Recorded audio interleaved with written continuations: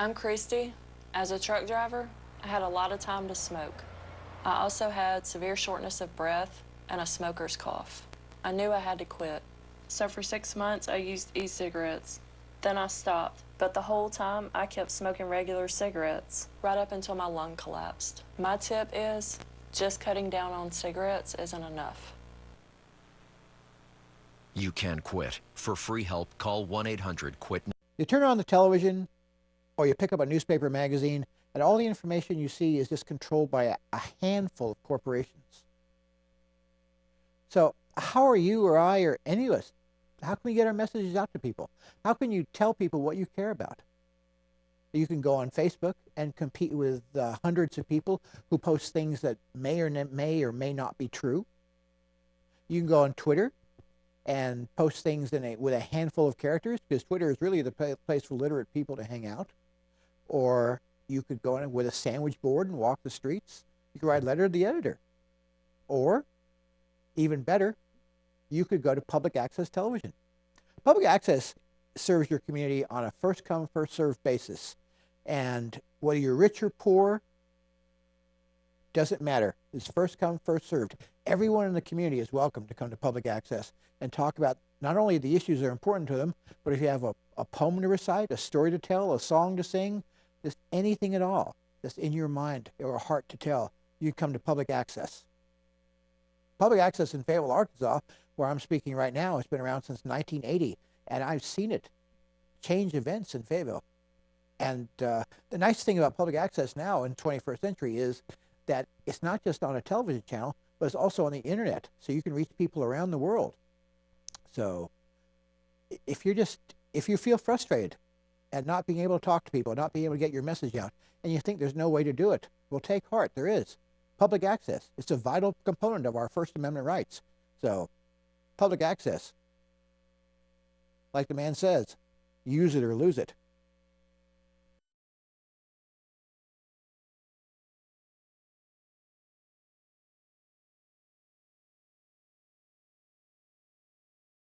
Hello, I'm Mark Kenyon. I'm public access, and so are you.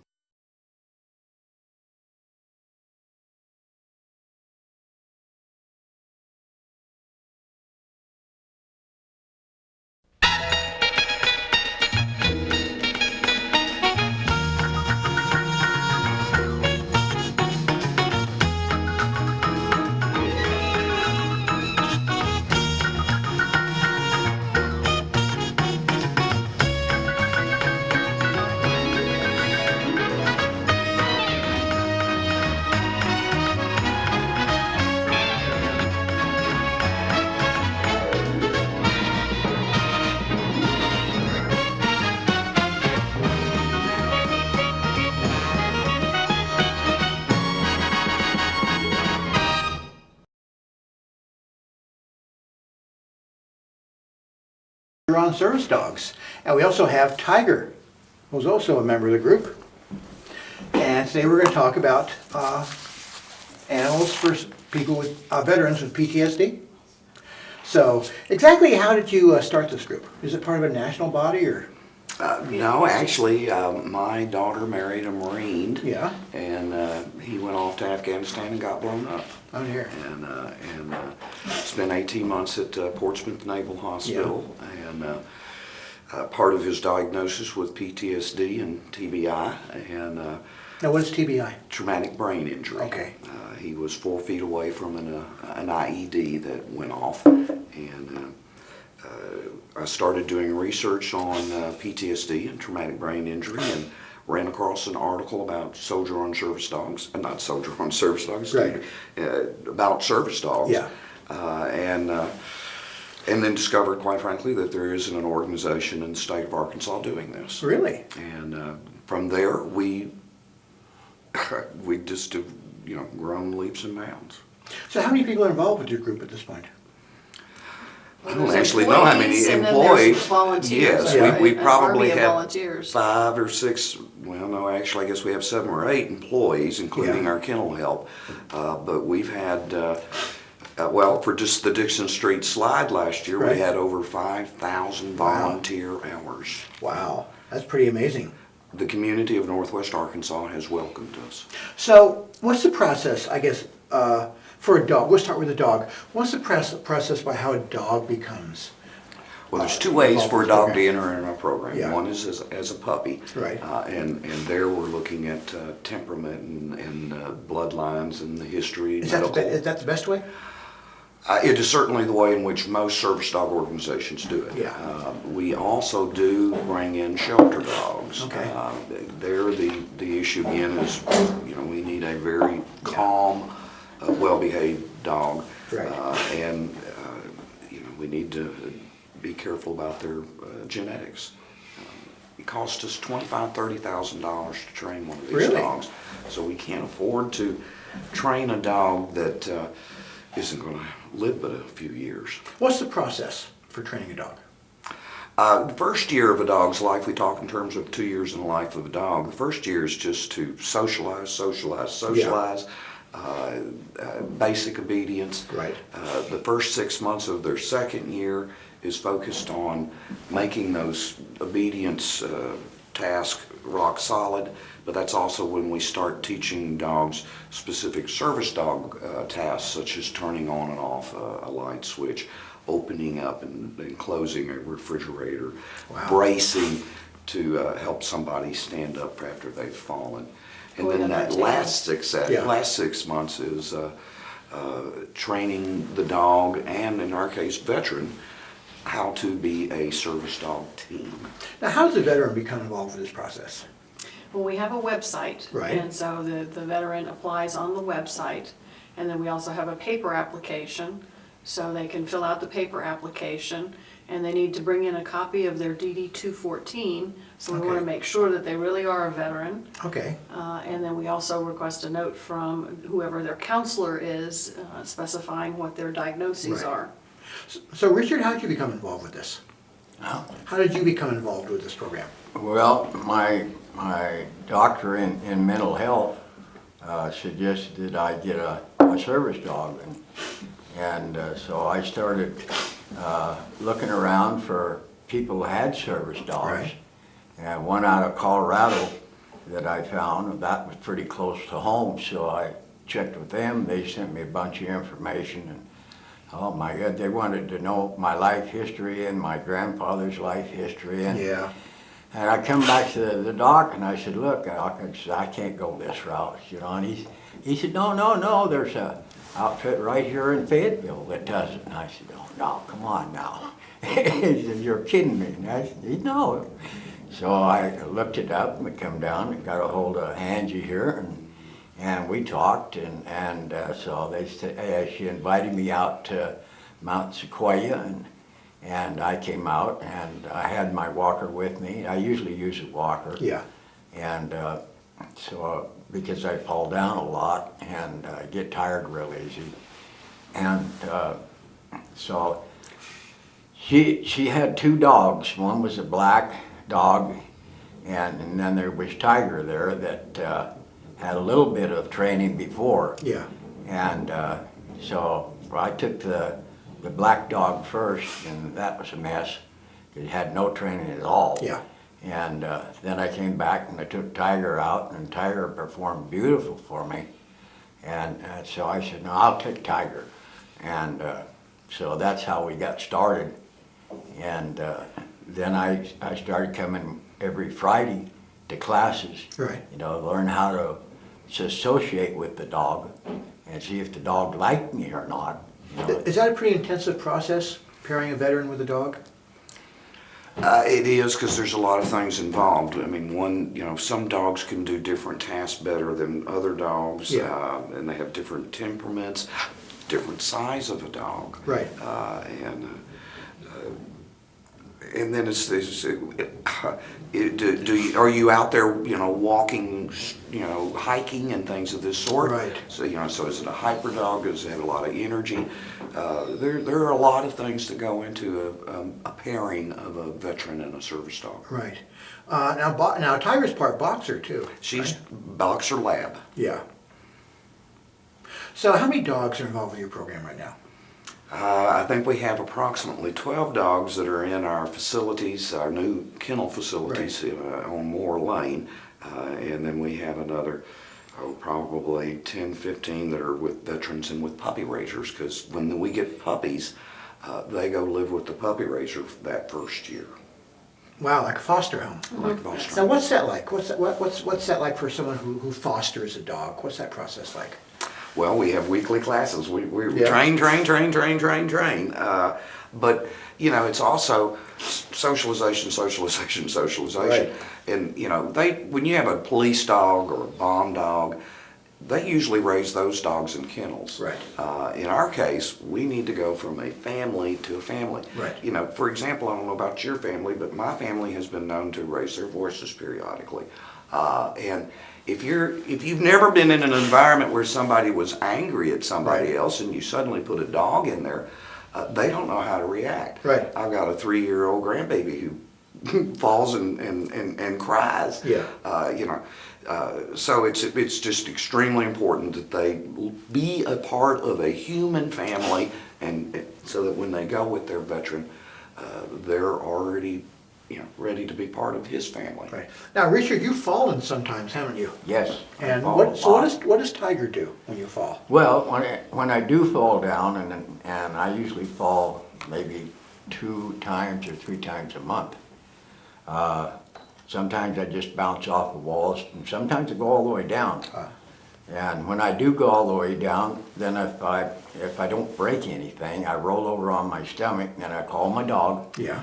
And Tiger comes up immediately, stands right in front of me, and then I take both my hands out, you know, and place Yeah. on her shoulders, and she just goes totally rigid. She don't move, and she don't move like this or like Yeah. this. She's just there like a rock. Right. And I push down her, and I weigh 190 pounds. Yeah. So I'm pushing 190 pounds on top of her. She's a very strong dog. She's a very strong dog. And then I get up, and she won't move until I'm up. And then once I'm up, everything's okay, and she'll move around. Now, she also knows when you're having a bad dream.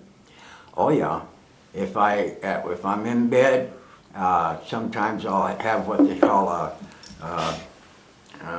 it's a backlash on dreams. Flashback. Huh? Flashback?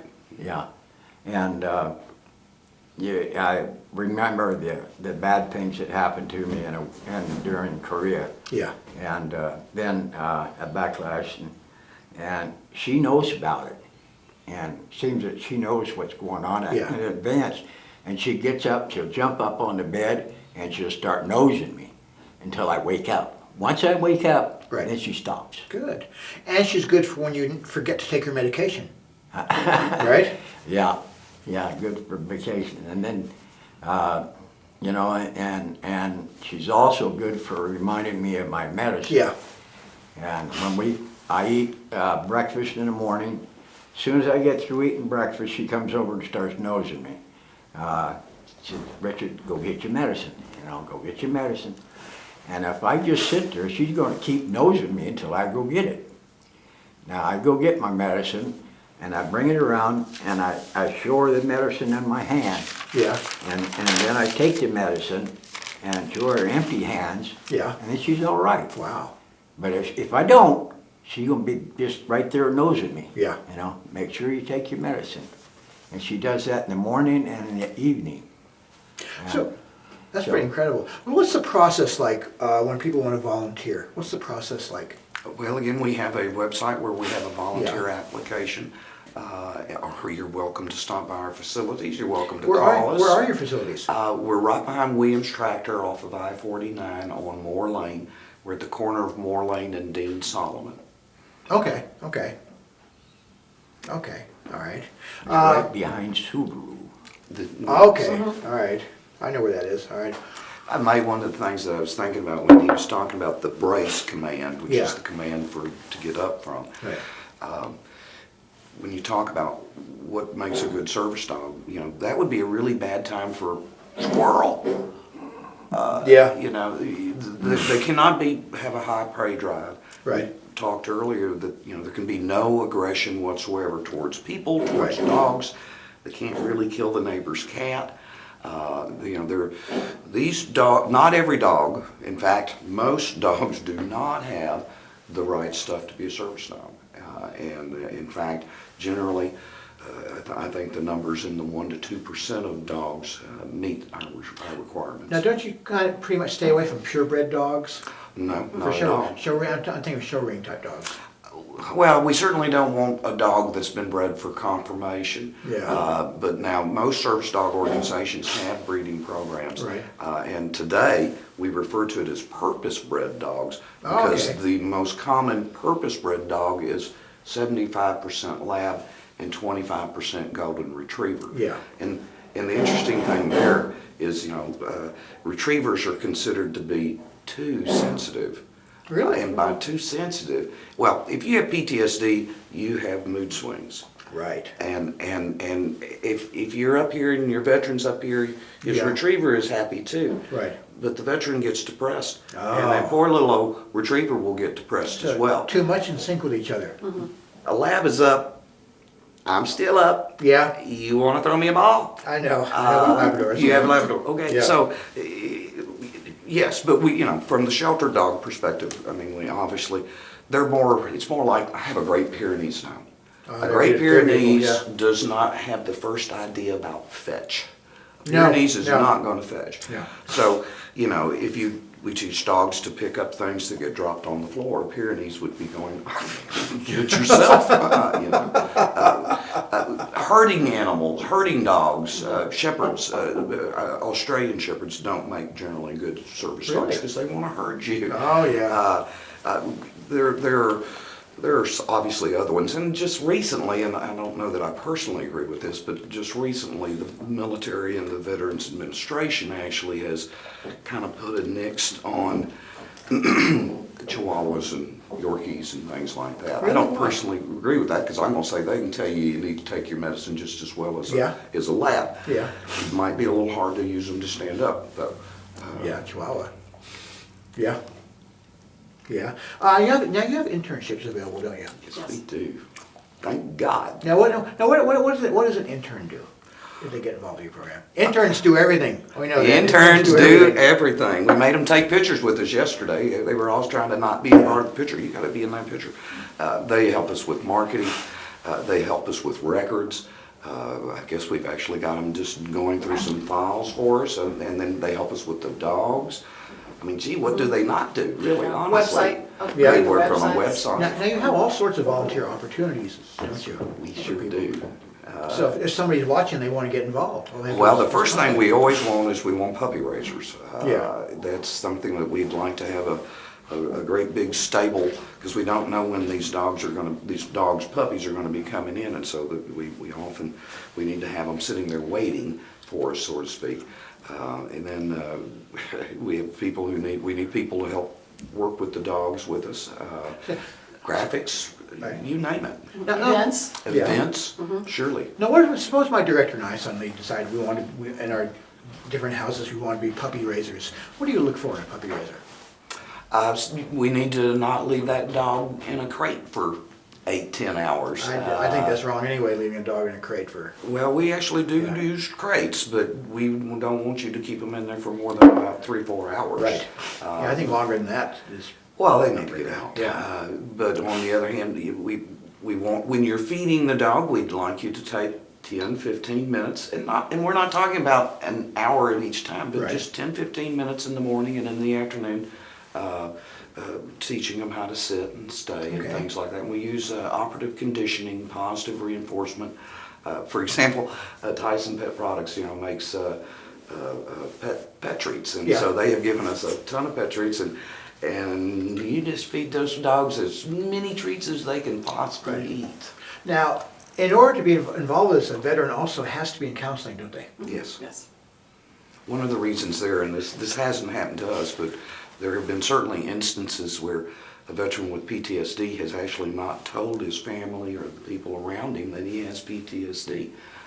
And there are instances where the veteran gets a dog, and so everybody says, oh, well, gee, obviously you're disabled.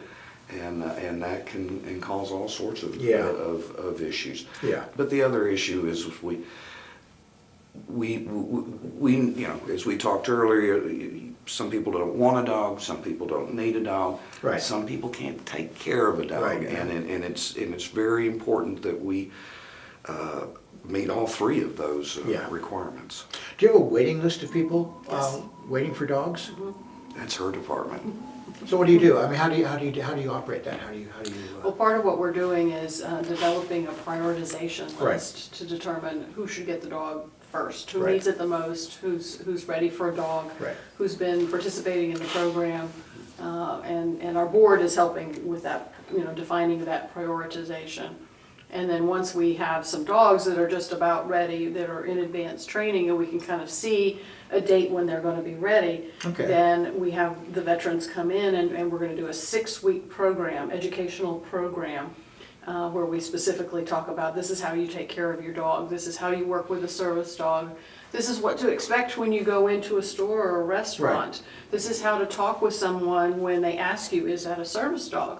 Now, do a lot of people ask you if Tiger's a service dog? Sometimes, yes. I think it depends on how well I walk in and manage my dog. Right. You know, a lot of times people don't even ask because the dog is so well managed. Yeah. That and the dog doesn't bother anybody. Right. The dog don't bite nobody. Yeah. The dog just loves to be petted. Yeah. And I allow that. And so it's. But if I may, please don't pet a service dog. That's a big Generally, deal. you're not supposed to pet a service dog. Really? Why Because not? they're working. Oh, that's right, yeah. Yeah, but a long time ago, before I got a service dog came into the hospital while I was in bed. And they came up to me and we played a little bit and then they left and then the dog came by on the way out and stopped and played some more with me, you know. It made me feel so good that I told myself, you know, if I ever did get a dog like that, Right. you know, I'll make sure everybody got to pet that dog. Yeah. Because everybody in the hospital here at the VA, they know the dog, they Right. go up, they pet the dog, and afterwards, I've asked them, how do you feel after you get through petting my dog? They said, I feel fantastic. And that's all I need to know. Yeah. You know? I tell a story on Richard. After Richard had had Tiger for about 3 months, he was in my office and he was complaining about Tiger. He says, you know, Tiger is not responding to me emotionally. And as he was talking about Tiger not responding emotionally, Tiger got up and came and put her head in his lap. And I said, Richard, she is. You're missing out on the cue. And so that, again, we really want to emphasize, you can't be a service dog, if you will. You're a service dog team. Right. The veteran and the dog have to pass the public access test. It's almost like a marriage. Yes, it is. Much to his wife's chagrin. Well, because a lot of the husbands and wives have been caretakers. Very much so. And then there's another element at it, the service dog. Right. And so I know the VA doesn't offer counseling for the No, they do spouses. not. And this, again, is something that Elise is working on, is trying to put together a spousal program Yeah. to help them with some of the emotional issues that, now that their spouse is doing better, Yeah. that they've got to deal with. Right. Do you think there's in some cases there's a sort of innate jealousy of the dog, or? I'm sure there is. I'm sure there is. But mostly they're just ecstatic. We had a spouse call us one day and she was crying. She was Yeah. boo-hooing. And we thought something had happened to the dog and we were, oh no, what? Oh, no, it's tears of joy. Yeah. And in this particular case, her husband had gone to Walmart for the first time in 4 years by himself, went in with his dog, bought something and left. It was at midnight, Yeah. but he had never done it. That's And a pretty his amazing wife story, all was things thrilled. considered. Yeah. His wife I'd was be thrilled thrilled. too. You know. Well, it's starting to snow outside, so I Is see it? our time is about up for the day. You're kidding, is it really? No. Oh, I fell for it. No, it's not really snowing. You got a bridge in Brooklyn for me? But our time is about up for the day, but I want to thank you all very much for coming Thank you, on the sir, for show. the opportunity. And thank you, Richard, and thank you, Tiger. Richard, thank you for your service. You're more than welcome. I'd do it again, but they won't let me in. I'm too Well, old. their loss.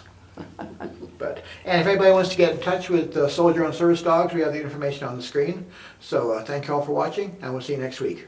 Thank you, sir. Oh, thank you. Thank you.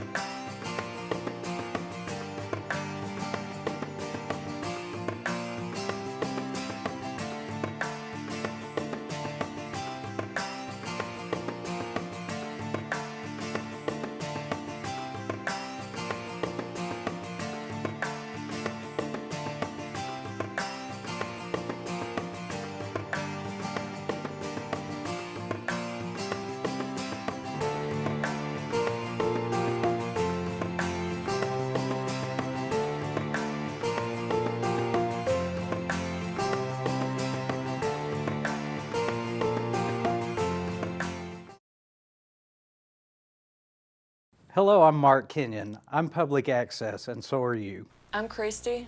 As a truck driver, I had a lot of time to smoke. I also had severe shortness of breath and a smoker's cough. I knew I had to quit. So for 6 months, I used e-cigarettes. Then I stopped, but the whole time I kept smoking regular cigarettes, right up until my lung collapsed. My tip is, just cutting down on cigarettes isn't enough. You can quit. For free help, call 1-800-QUIT. You turn on the television or you pick up a newspaper magazine, and all the information you see is just controlled by a handful of corporations. So how are you or I or any of us, how can we get our messages out to people? How can you tell people what you care about? You can go on Facebook and compete with hundreds of people who post things that may or may not be true. You can go on Twitter and post things with a handful of characters, because Twitter is really the place for literate people to hang out. Or you could go in with a sandwich board and walk the streets. You could write a letter to the editor. Or, even better, you could go to public access television. Public access serves your community on a first-come, first-served basis. And whether you're rich or poor, doesn't matter. It's first come, first served. Everyone in the community is welcome to come to public access and talk about not only the issues that are important to them, but if you have a poem to recite, a story to tell, a song to sing, just anything at all that's in your mind or heart to tell, you come to public access. Public access in Fayetteville, Arkansas, where I'm speaking right now, has been around since 1980, and I've seen it change events in Fayetteville. And the nice thing about public access now in 21st century is that it's not just on a television channel, but it's also on the internet, so you can reach people around the world. So if you feel frustrated at not being able to talk to people, not being able to get your message out, and you think there's no way to do it, well, take heart, there is. Public access, it's a vital component of our First Amendment rights. So public access, like the man says, use it or lose it.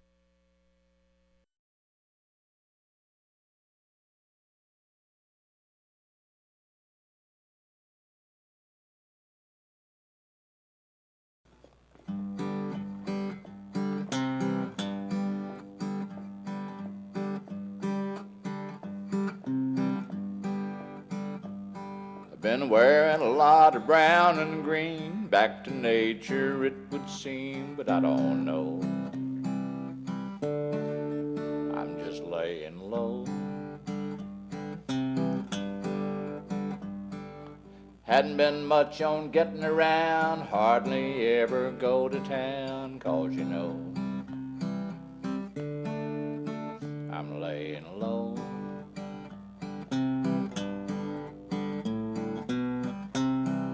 there really ain't anything wrong, you see. I just need a little time for me. And I like to take things nice and slow. I'm kicking back, laying low.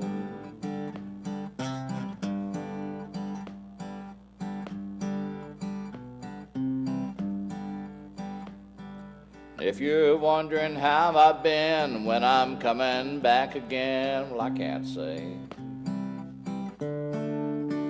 So I just won't. Rest assured you're in my heart, even if we're far apart, don't be afraid. I'll be okay.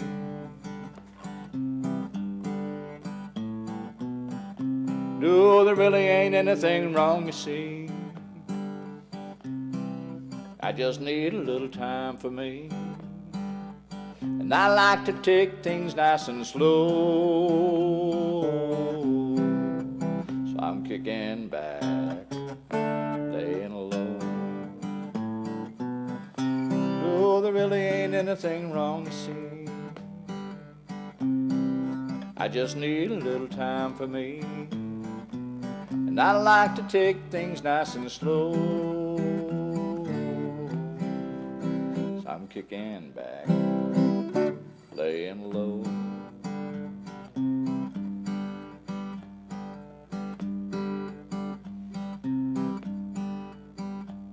I've been wearing a lot of brown and green, back to nature it would seem, but I don't know.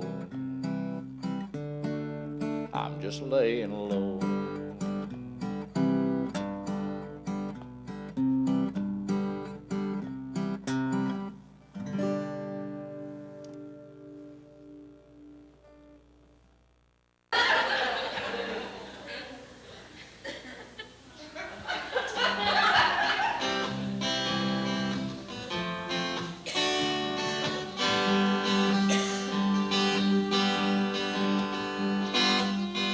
Won't you just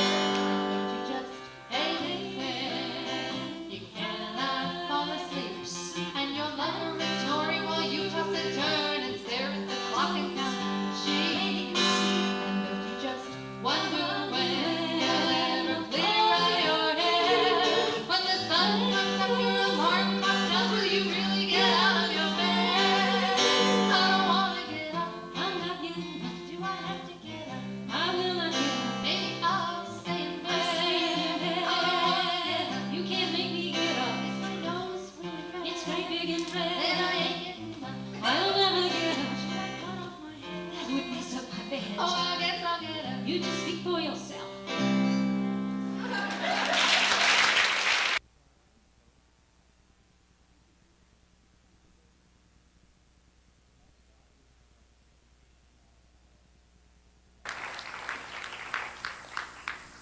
Thank you. Well, we're just going to have a mutual admiration society here because I'm going to read my first poem dedicated to Lisa and Brenda. And it's the one after which our act today, Ozark Rainstorm, is named. It's called The Rain Cloud and the Lightning Flash. Lisa, you are lightning. Brenda, you are cloud. Between you I am dazzled and drenched in poetry. When your language storms the night, when your poems flash and flood, if you hear a thunder, clap and clap. That's me.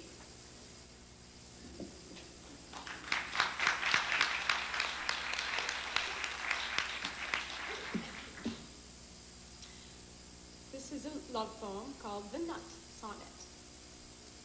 I'm a little nut cracked open by your love. I was dry and sealed inside my shell. Now I'm swimming in the pudding, somersaulting into caramel. I'm a little nut cracked open by my love. I was shriveling up inside myself. Now I'm swelling in the soup and dwelling in dark passion with the cherries. I'm a little nut cracked up by love. I was sleeping here all by myself. Now I'm carousing on the bed of rice. It's nice. Now that I've been sliced and ground and slivered up by love, I'm not a little nut, I'm nuts.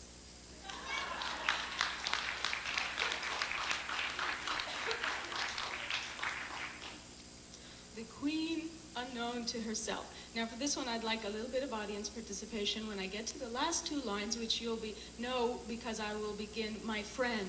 And then I want you all, and I want to hear your voices, I want you all to turn to your friend, to a friend, or to yourself, your friend, and say aloud the last two lines, and I will repeat them, and you will please, please say them with me.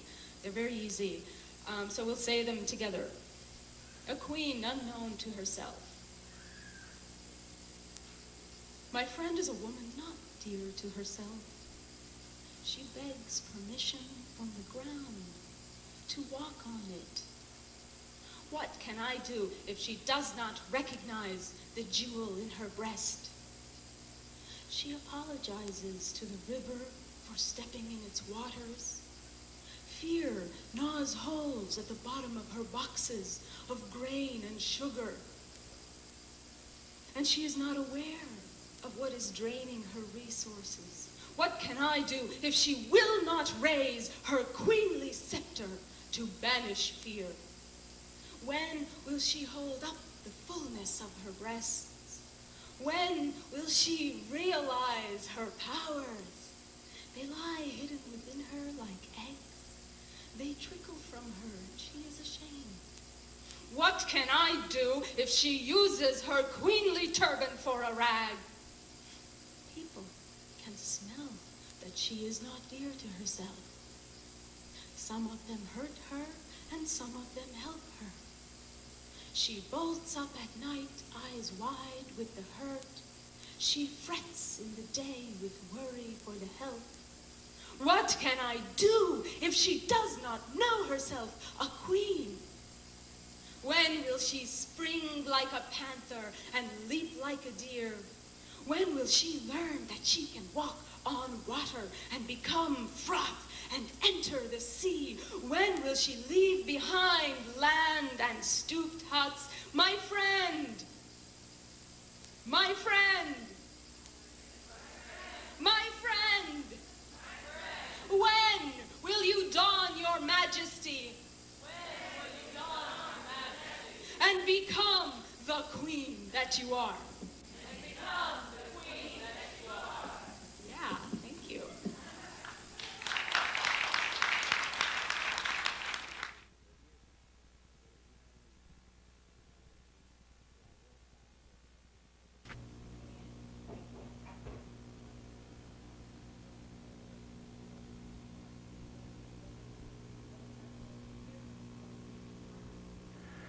The human figure has been one of the major themes of Western art, and it has been one of the themes that has attracted me ever since I began painting. This painting, Shadowed Figure, I did in the late 80s. I was really attracted by the way the shadows created the form of the figure, as well as somewhat clothed the figure. After moving to Arkansas in the late 70s, I began setting figures in nature.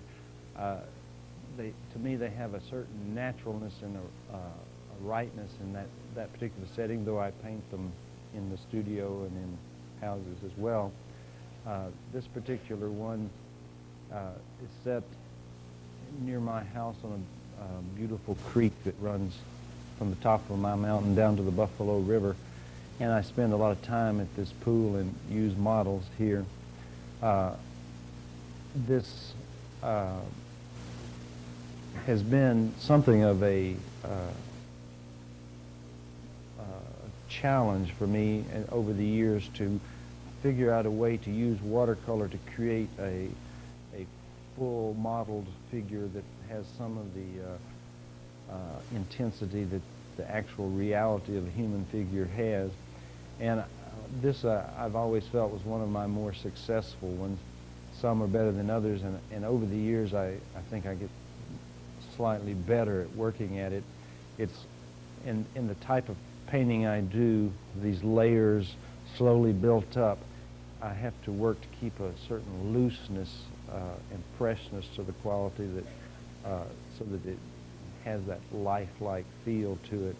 The particular problem on this painting I felt was to create that full feeling of form that a figure has while getting that atmospheric feeling of those shadows curving around the figure.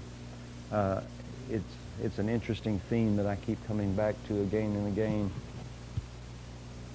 Thank you.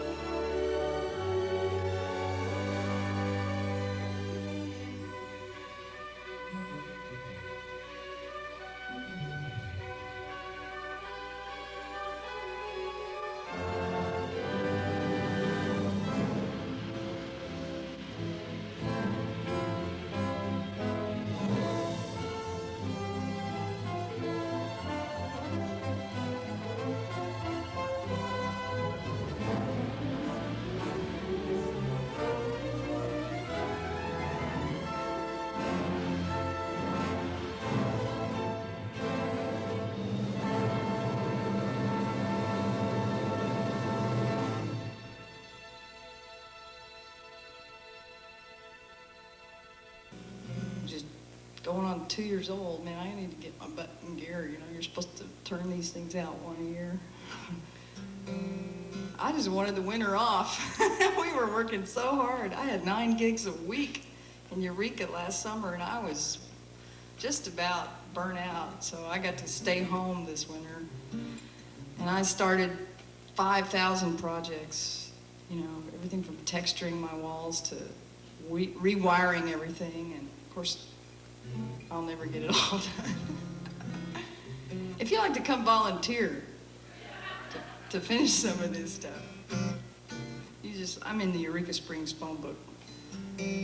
Okay, here's a little song called Let's Get Together and Do Whatever.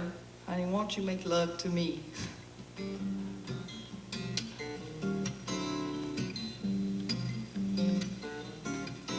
Feeling better, got a letter, I'd like to write one back to you.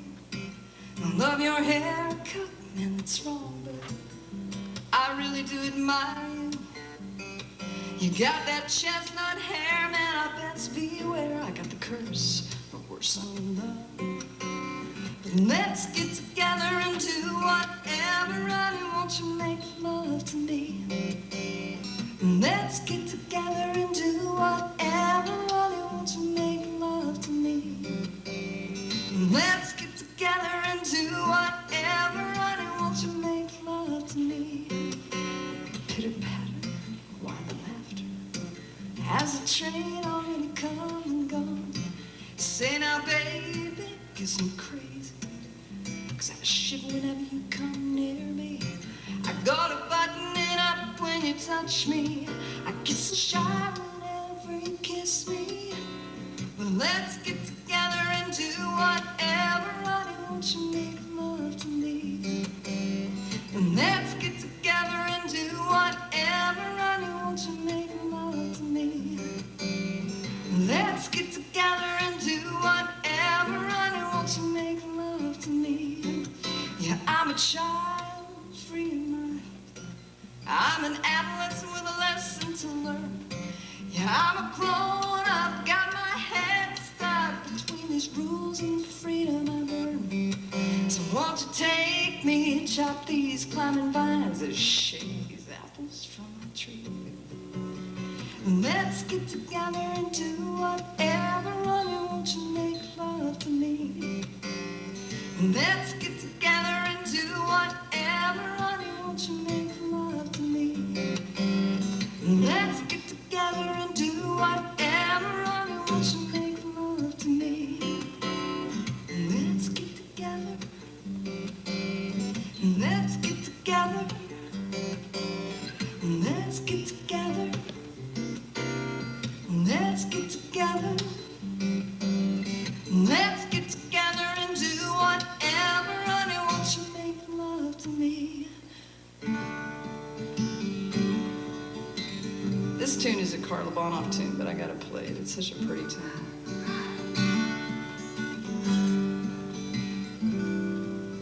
Traveling at night, the headlights were bright, and we'd been up many an hour. And all through my brain came the refrain of home, and it's warm and fire. And home sings me of sweet things. My life there has its own wings to fly over the mountains. And though I'm standing still,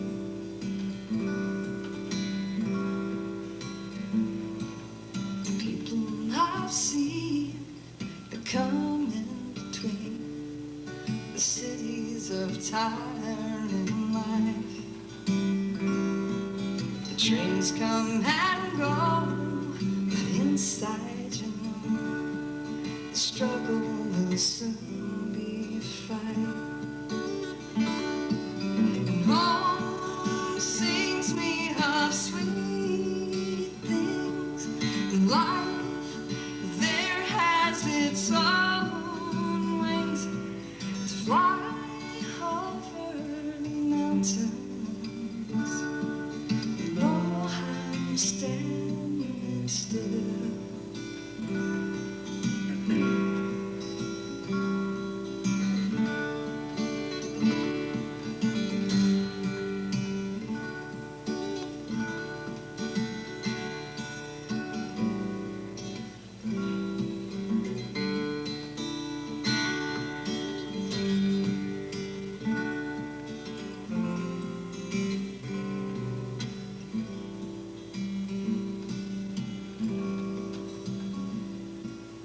traveling at night, the headlights were bright. Soon the sun came through the trees. Around the next bend, the flowers will sing the sweet smell from the breeze. And home sings me of sweet things. A life there has its own wings to fly over the mountains. And though I'm standing still,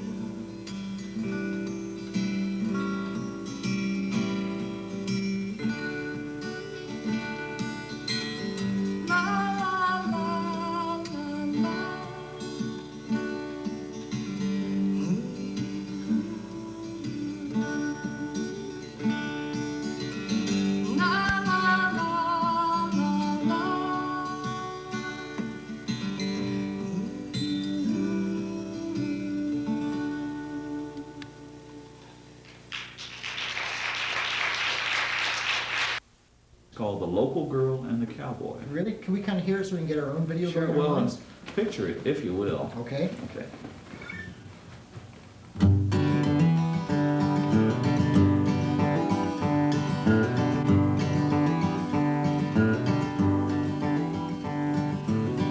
He was a cowboy who came drifting into town. She was a local girl who hadn't been around.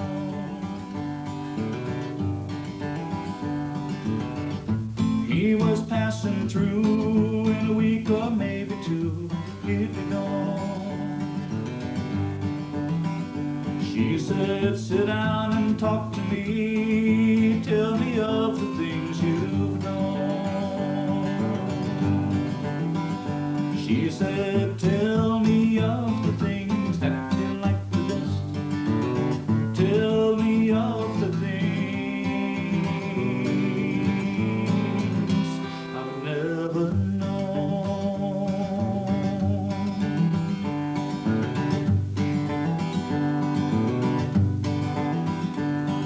The local girl and the cowboy, they both knew they'd found a friend.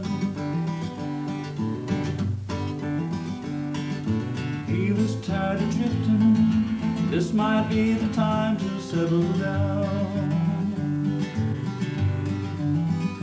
She said, settle down and stay with me, I'll show you things you've never known.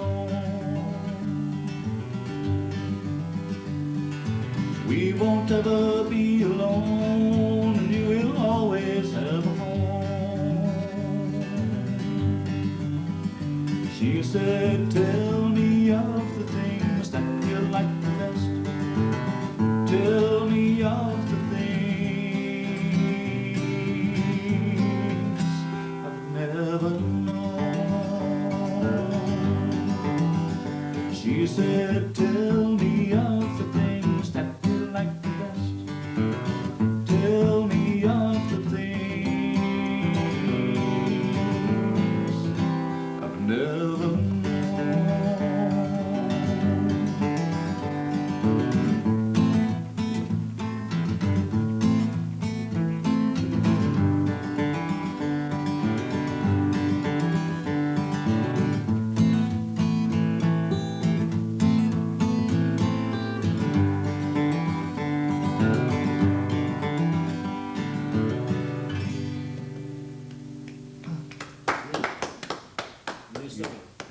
Usually on the end it goes on out there and they ride off into the sunset or something.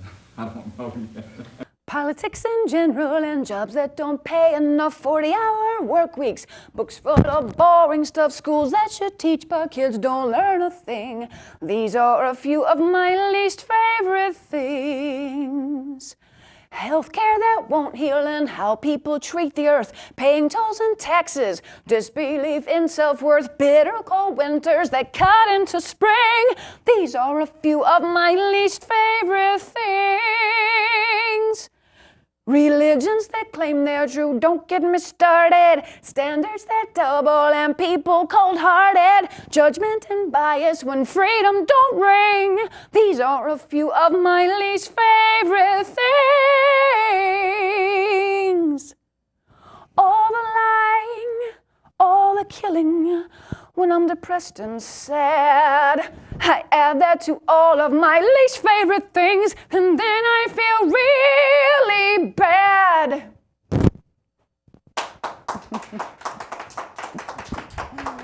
I feel like Julie Andrews or something.